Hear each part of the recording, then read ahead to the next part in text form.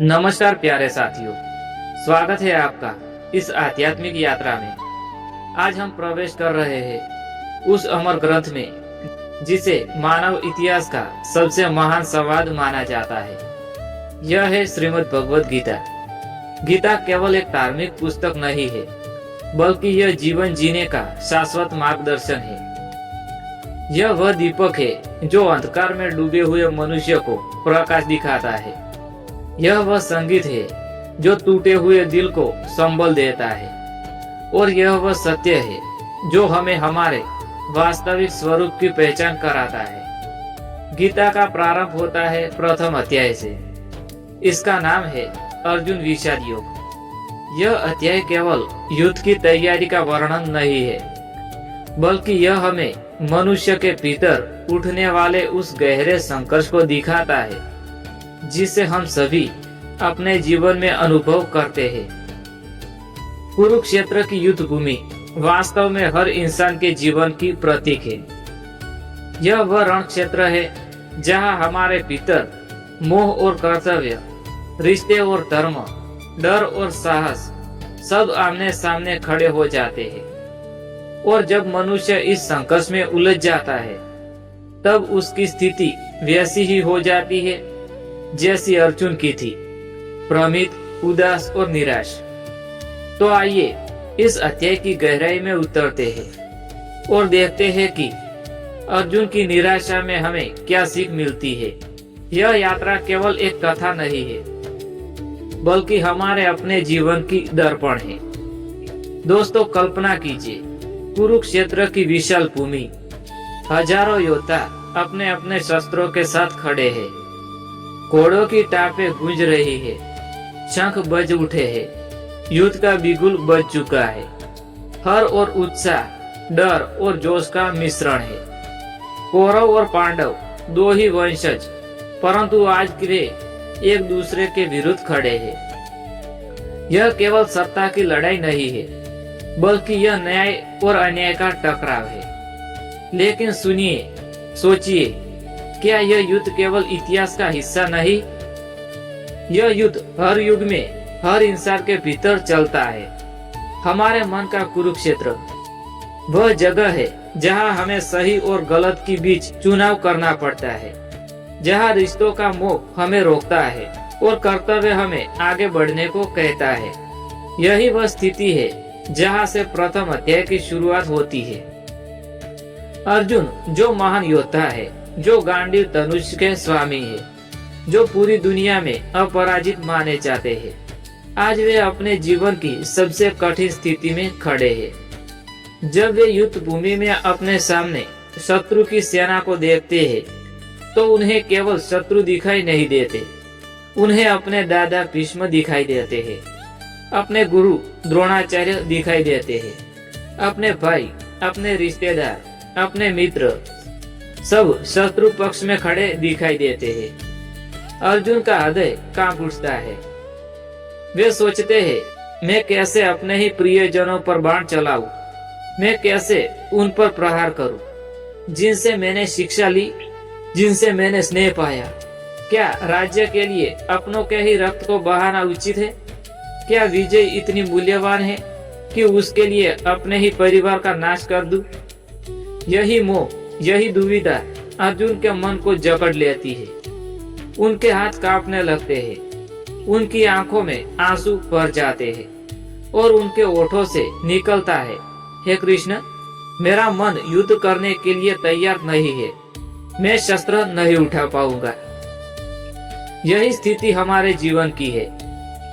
अब जरा ठहरिए और सोचिए, क्या अर्जुन की यह स्थिति केवल महाभारत की कथा तक सीमित है?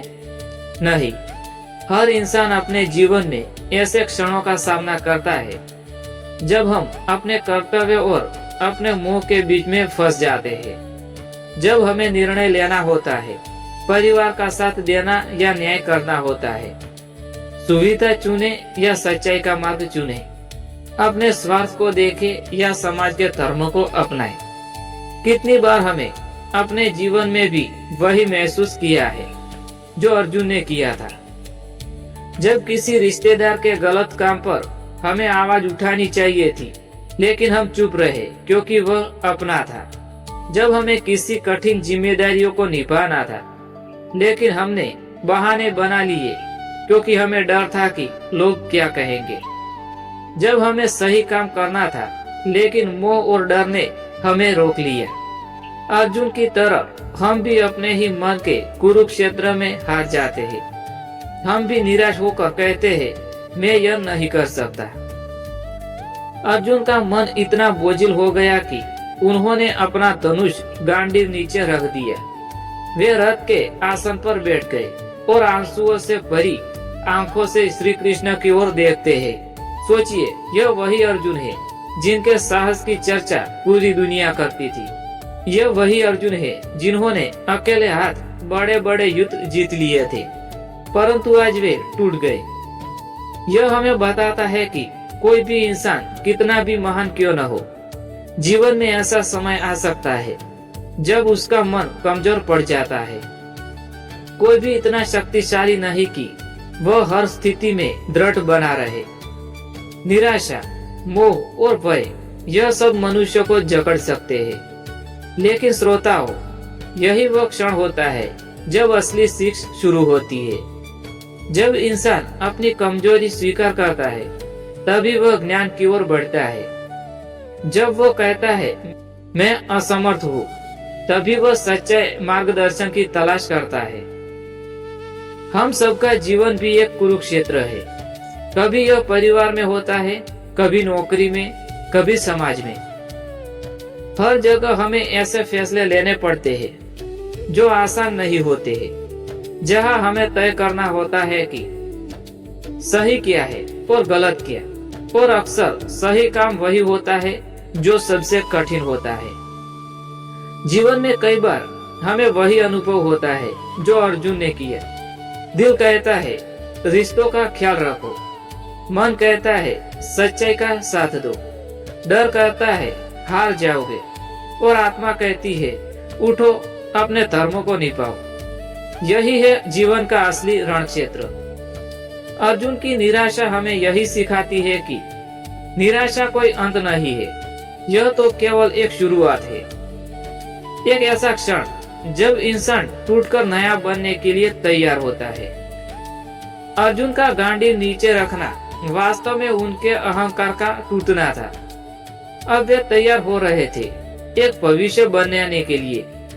अब वे तैयार हो रहे थे कृष्ण से मार्गदर्शन पाने के लिए।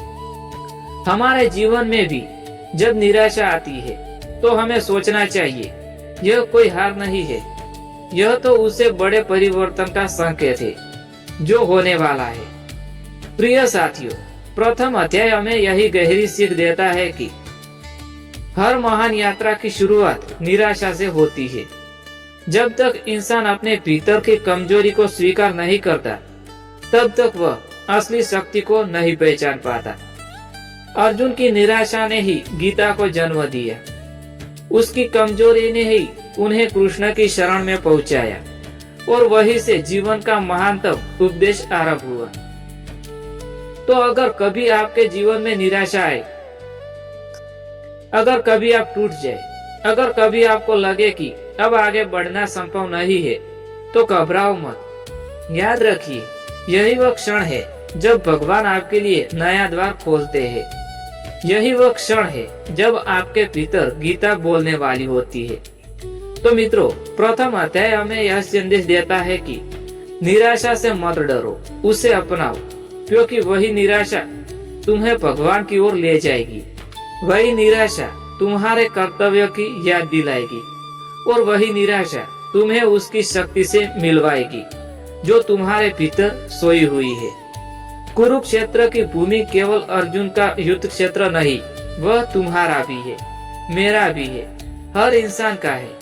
और जब जब जीवन हमें पारखेगा, जब जब हम मोह और कर्तव्य के बीच फंसेंगे, तब तब यह प्रथम अध्याय हमें याद दिलाएगा, निराशा अंत नहीं बल्कि एक नई शुरुआत है। दोस्तों, इसी के साथ यह ज्ञानवर्धक वीडियो यहाँ समाप्त होता है। मैं उम्मीद करता हूँ कि आपको पसंद आया होगा। अगर पसंद आया हो तो वीडियो को लाइक करें, शेयर करें और चैनल को सब्सक्राइब करना ना भूलें। मिलते हैं दूसरे अध्याय के साथ। तब तक के लिए जय श्री कृष्णा, जय श्री महाकाली माँ, जय श्री सती माँ।